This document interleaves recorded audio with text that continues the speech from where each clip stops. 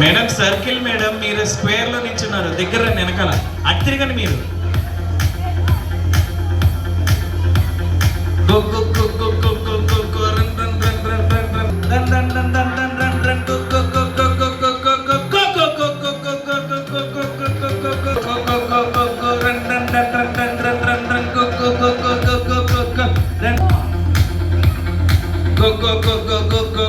అదే రాయనం ఇచ్చుకున్నట్టు కాదు, కొంచెం దూరం ఉండండి. కమాన్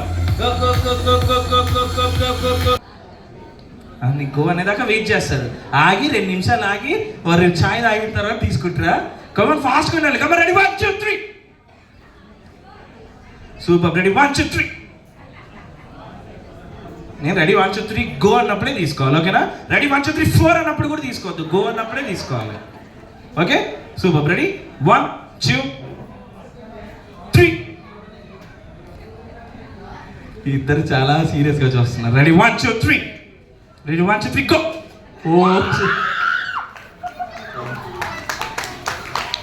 ఎస్ మేడం, మీకు కూడా ఒక మంచి గిఫ్ట్ పట్టుకోండి.